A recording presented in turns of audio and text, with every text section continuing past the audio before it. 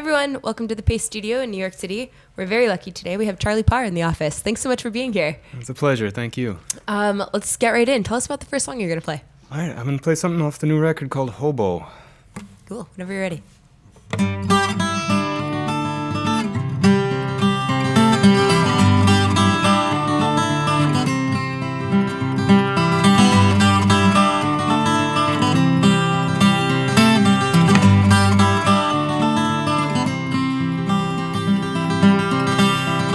I want my son to have this when I'm dead. It's a book I always start, but I'd never read. I was born to follow in the steps my dad tread. If I'd have known that then, I'd have fled. Ain't somebody gonna tell me what I'm doing here. Ain't somebody gonna tell me where I'm going. Ain't somebody gonna spend a blank minute on me. Won't you pray for an old hobo who's gone wrong?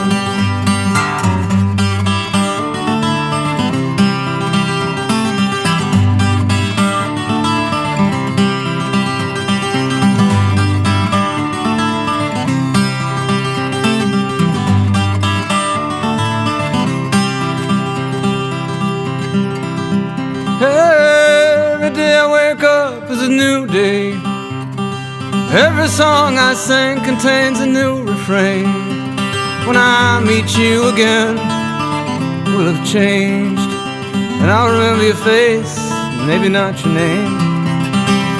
Ain't somebody gonna tell me what I'm doing here. Ain't somebody gonna tell me where I'm going. Ain't somebody gonna spend a blank minute on me. Won't you pray for an old hobo who's gone wrong?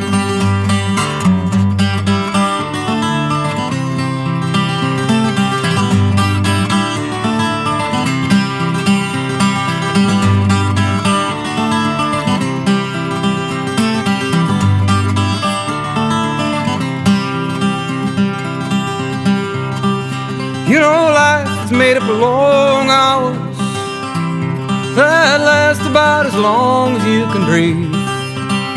You close your eyes and let it roll on, while you wake up and find you've missed out on everything. Ain't somebody gonna tell me what I'm doing here. Ain't somebody gonna tell me where I'm going. Ain't somebody gonna spend a blank minute on me. Won't you pray for an old hobo who's gone wrong?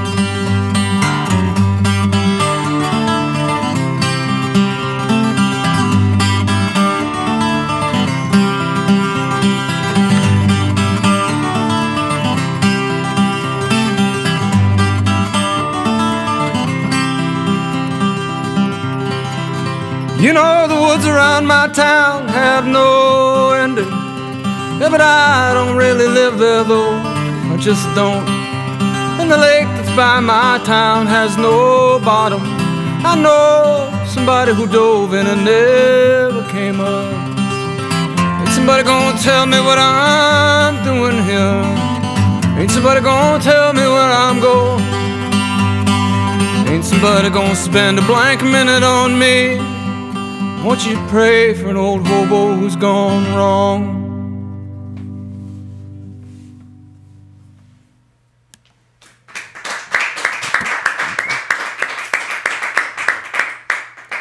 Thank you. Thank you. So like you said, that song is off your new record that's called Dog. It came out last month via Red House Records. Right. That's your 13th record. I think so, yeah. You were one of the most prolific artists of today, really. I was wondering if you could tell us a little bit about Dog. It's personal, it's sad, it's depressing, it's existential. Tell us about that record specifically, but also how, after 13 records, you still feel moved to write and to tell stories. Yeah, Dog is a little different, I guess. The songs have always come from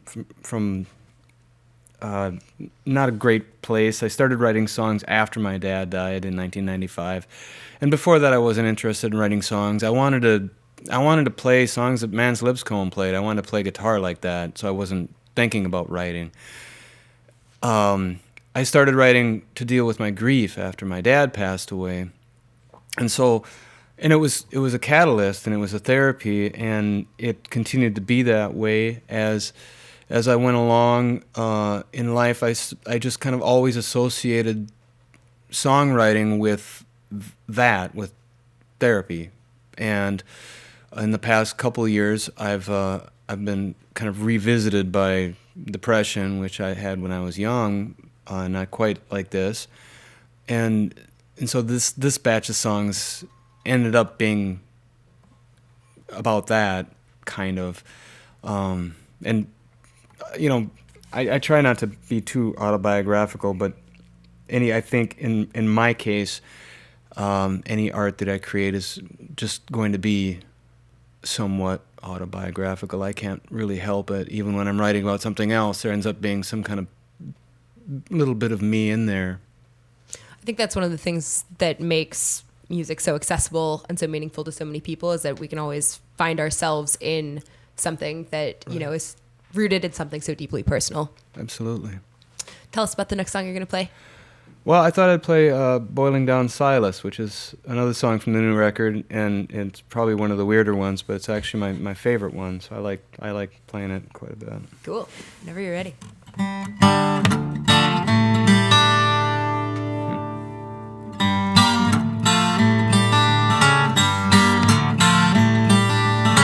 In the summer when he was young, Silas traveled with his family to another town, and his dad found work at the grocery store. His mom cleaned houses with the lady next door.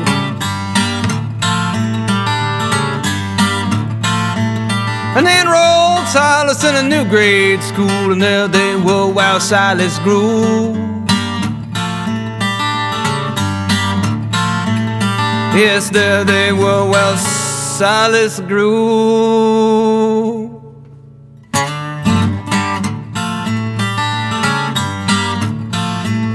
Silas grew into a rowdy boy on his bike all over town. Now he would ride, and most of the time he was all alone. His only friend lived on the other side of town, but they'd get together every Saturday to see what kind of hell they could raise. To see what kind of hell they could raise.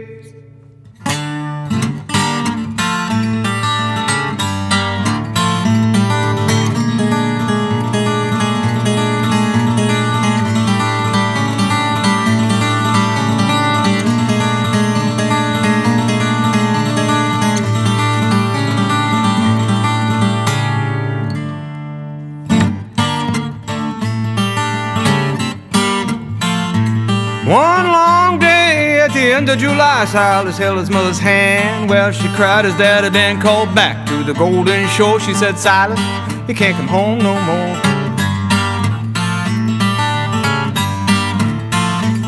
She said, Silas, you can't come home no more.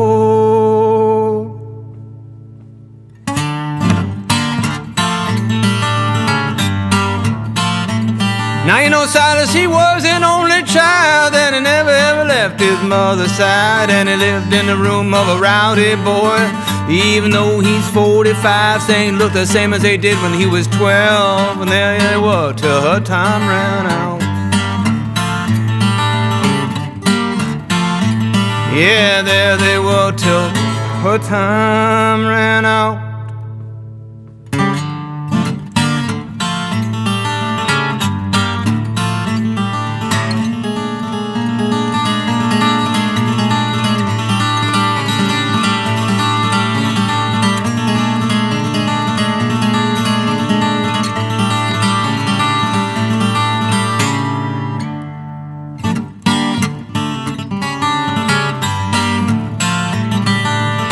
In the winter, in the freezing cold, they couldn't bury his mom because the ground was too hard. So Silas, he went home and he laid on his bed, and his feet hung out way over the edge, and he could feel his mother's hand in his, and his dad's voice drifted into his ear.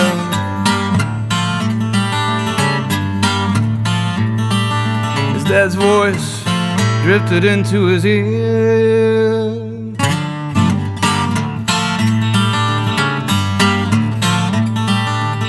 What does it mean to be an orphan now? When he's not a child, his clock is running down. Who's he gonna blame when there's nowhere to turn? His head, it ached and his stomach burned, and he tossed and he turned and he could never rest. And there he was till the very end.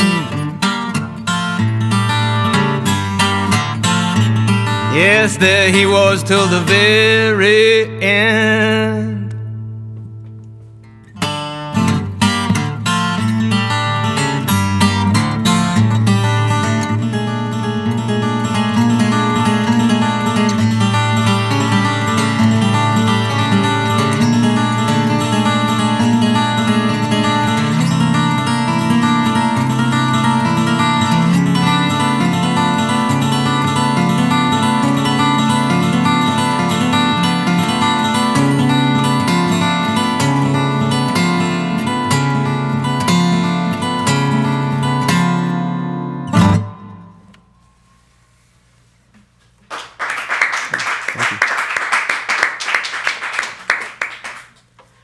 You spoke a little before about your process of starting to write songs, but when did you start playing music in the first place? I first started wanting to play music by the time I was 8. My dad had a really weird record collection. It had like a little bit of everything in it, mostly acoustic music, mostly country western music. But amongst those weird records, he had the first Mance Lipscomb record that was put out on our Hooli, which I still have it. It's nearly smooth because I listened to it so much. Cool. And it was the record that I put on and thought, I want to do that. I looked at the cover constantly. I wanted a guitar like Mance's. I wanted a hat like Mance's. I was a little fat white boy from Austin, Minnesota, and he was my idol for years. And I asked my dad for a guitar, and then I was given one. There wasn't anybody around that really, could play guitar like Mance, so I wasn't able to like get lessons or pointers. But I sit in front of the stereo and just put the record on over again and try to play along, and ended up with a lot of bad habits the way I play, because I'm mostly just self-taught. By the time I was a teenager, those records have like led me to other records, to like Blind Lemon Jefferson and Charlie Patton, and then on to guys like John Fahey and Dave Van Ronk and Spider John Kerner, who I left Austin and moved about 100 miles north and got to, live in Minneapolis and go see Spider John play every week, and got to see Dave Ray play with Tony Glover every week. Got to go see Willie Murphy play the piano, and I was surrounded by music, and it's all I thought about. And I failed at nearly everything else that I tried. Couldn't hold jobs, did poorly at school, dropped out of high school. Just all I wanted to do was play the guitar, and it was kind of that record that sparked the whole thing. It looks like, just watching you play these past couple songs, you have a really interesting picking style. Are you really just playing with your thumb and your first finger? I am, and that's. I started out playing with more fingers than that, and not using picks. But in 2006 and 7, I slowly developed a brain disorder called focal dystonia that has resulted in kind of a trigger finger in my hand. So I had to take a minute off and relearn how to play a lot of stuff using 2 fingers instead of 3 or more. But I took I went back to Mance at that point because Mance played with a finger and a thumb, which I didn't know. When I was growing up, there was no, this was the late 70s. There was no films or YouTube of these guys playing. I couldn't see them playing. I could imagine what it must be like, but I didn't see anybody doing this stuff till I moved to Minneapolis and saw, guitar players on the West Bank like Spider John or Phil Haywood or Dakota Dave Hull or Pete Rikus or Dave Ray, saw them playing and understood what they were doing. By that time, my bad habits were pretty much set in stone. I was wondering if you could tell us a little bit about the instruments that you have here with us today. You also play dobro, banjo, but these look old and special, and I was wondering if they had stories. That one, the Guild 12 string is old. It's a 66 112 that I've had for decades. It got sold at one point when I needed money and begged back. Fortunately, it was a friend of mine that bought it, and so I paid him what I got, and he gave it back to me, thankfully, and I've had it ever since again. This is a brand new instrument. This is a Mule tricone resonator guitar that's made in Michigan. And I love it. And Matt Ike and his folks built it. So I've played resonator guitar since I was able to get one. Again, when I was a teenager, the library had a copy of a Son House record with a picture of Son House on the cover playing a National. And then that's all I wanted in my life. I begged, borrowed, stole, sold everything I could to get enough money to buy a National. And I've had one ever since. Awesome. I got 3 now. I'm a pretty lucky guy. Ooh, look at that. Well, tell us about the next song you're going to play. Well, maybe I'll do, this is also from the new record. This is called I Ain't Dead Yet. It's my nod to the great Doc Boggs, my favorite banjo player.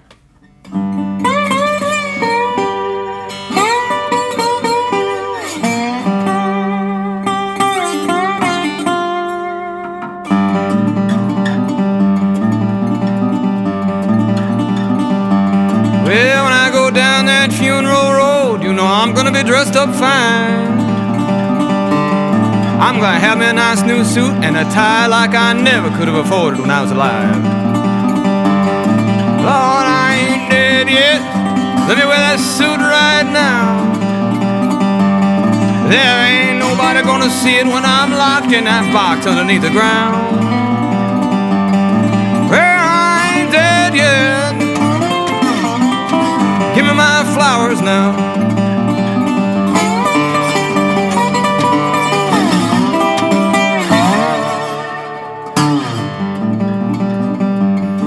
When I go down that funeral road, you know, there's gonna be a big old band, and they're gonna play all of my favorite songs while they plant me in the sand. Well, I ain't dead yet. Let me hear that music now. There ain't no way I can hear it when I'm locked in that box underneath the ground. Lord, I ain't dead yet.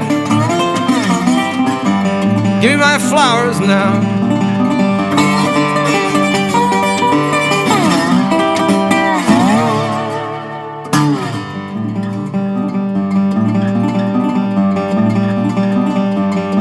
When I go down that funeral road, you know everybody's gonna have nice things to say. They're gonna say he was a pretty good egg, wasn't he? Even if they don't really feel that way. Nah, but I ain't dead yet. Tell me what you think right now. Well, you can't look me in the eye when I'm locked in that box underneath the ground. Well, I ain't dead yet. Give me my flowers now.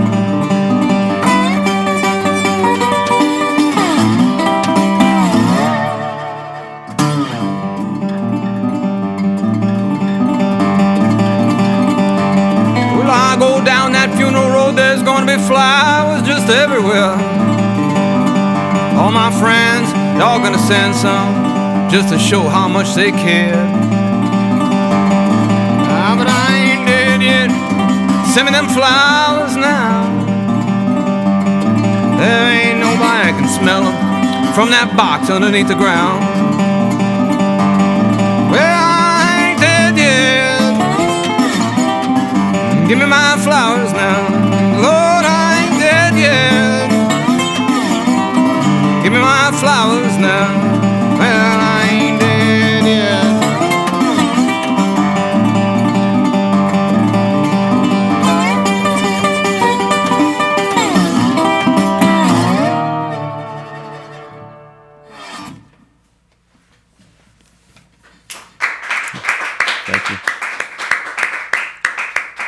You're rekindling my want for a resonator. Very, very cool. Thank you so much.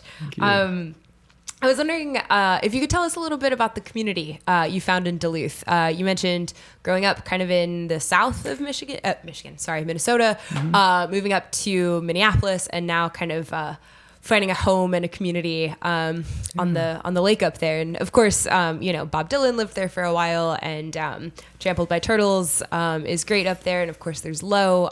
It just seems like this really great musical scene that is maybe not so recognized elsewhere. And I was wondering if you could tell us what it means to you.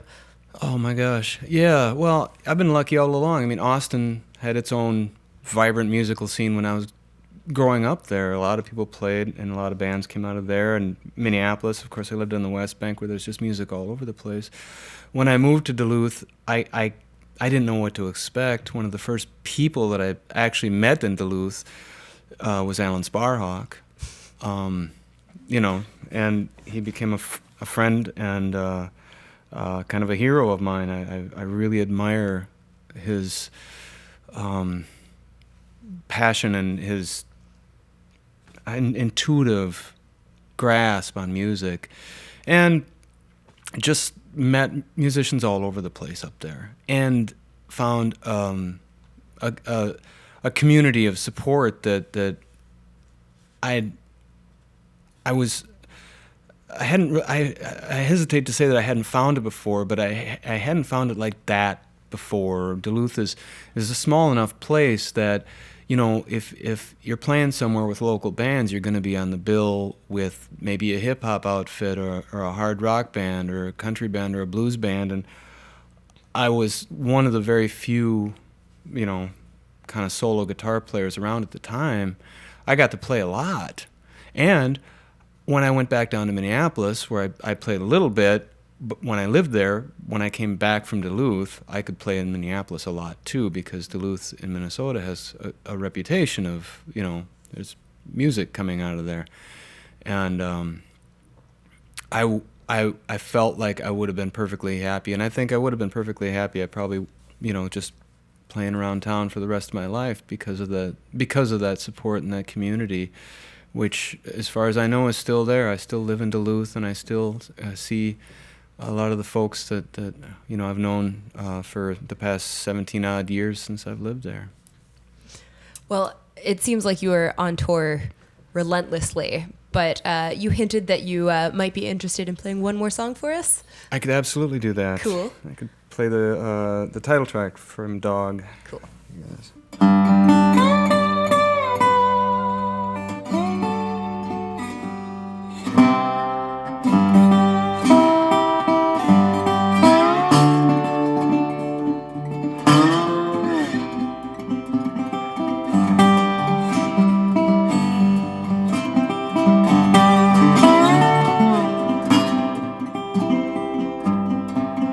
Now how do you know that I don't have a soul? How can you look me in the eye and tell me no, when a soul is a soul is a soul is a soul?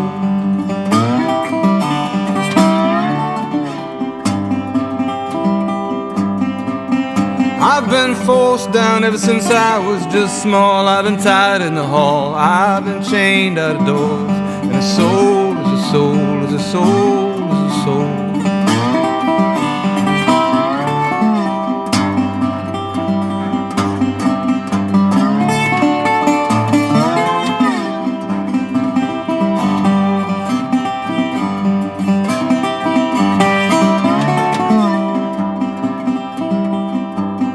Well, you take the bed that's lifted up off the floor. Now how do you know I'm not as good as you are? When a soul is a soul is a soul is a soul.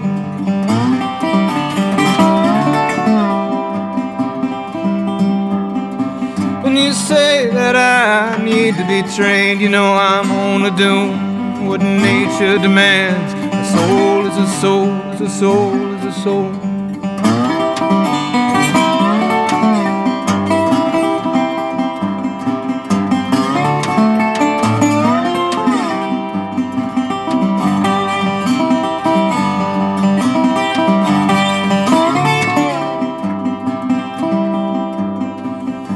You have habits that define your kind. but tonight made mine most all the time. And a soul is a soul is a soul is a soul.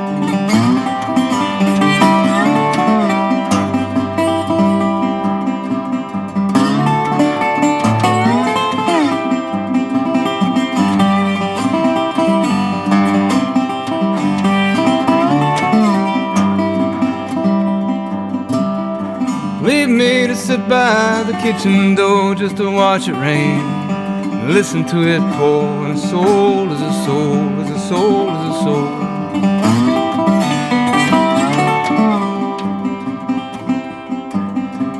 Rain down the water that created us both, my old man's soul and this old dog's coat. A soul is a soul is a soul is a soul. A soul is a soul is a soul is a soul.